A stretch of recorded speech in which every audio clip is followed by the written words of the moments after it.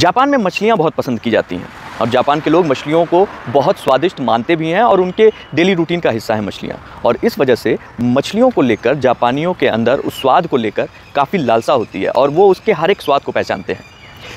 शुरुआत में मछलियों को पकड़ने के लिए जो मछुआरे थे वो समंदर के बीच में जाना पड़ता था उनको, क्योंकि वहीं सारी अच्छी मछलियाँ मिलती थी और समंदर से वापस आते समय वो सारी मछलियों को बोट पे रखते और वापस आते। लेकिन दिक्कत ये थी कि वापस आने के दौरान वो मछलियाँ बासी हो जाया करती थी और उसका स्वाद लोगों को पता चल जाता था कि ये मछलियाँ अब से 3 घंटे 4 घंटे पहले मर चुकी हैं।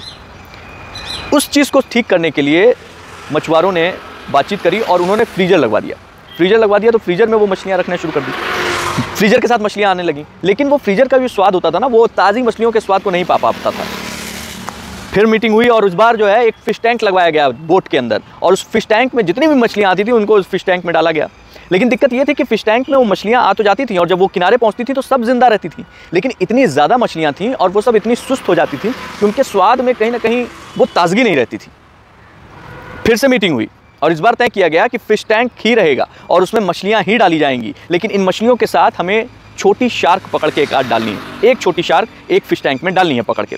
और जैसे ही ये बात हुई उसके बाद एक छोटी शार्क उस फ़िश टैंक में डाली गई और उसके बाद जब वो पूरा का पूरा मछलियों का लॉट पहुंचा तो वो उतना ही ताज़ा था जितना ताज़ा उन्होंने सोचा था, जितना ताज़ा लोग खाने के आदी थे। और ऐसा इसलिए हुआ क्योंकि फ़िश टैंक में जो शार्क थी उसने 1-2 मछलियाँ खाई, लेकिन उससे बचने के लिए सारी मछलियाँ हमेशा चौकन्नी थी और चौकन्नी होने की वजह से वो लगातार एक्टिव थी और इस वजह से उनके अंदर वो ताजगी बनी हुई थी। तो एक शार्क मछली हमारे और आपकी ज़िंदगी में भी चुनौती की तरह आती है और वो चुनौती ऐसी होती है कि अगर हम चौकन्ने हो जाएं, अगर हम एकदम उस चीज़ को देख लें और उसके लिए हम सजग हो जाएं, तो हम अपने तमाम ऐसी दिक्कतों को जो हमारे सामने आ रही हैं उनसे सामना करने के लिए तैयार हो जाते हैं। लेकिन अगर नॉर्मल देखा जाए तो हम सब के उस फ़िश टैंक की तरह ज़िंदगी उसमें नीरस और बोरिंग पड़ी रहती है। क्योंकि नीरस इसलिए क्योंकि एक ही ढर्रे पे चलते चलते एक ही काम करते करते हम लोग बहुत हैबिचुअल हो जाते हैं, बहुत नीरसता आ जाती है।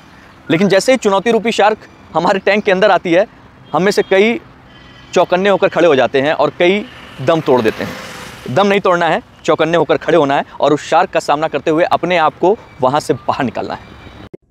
अपनी ज़िंदगी को और खूबसूरत बनाने के लिए चैनल को सब्सक्राइब कीजिए, लाइक कीजिए, शेयर कीजिए, कमेंट कीजिए।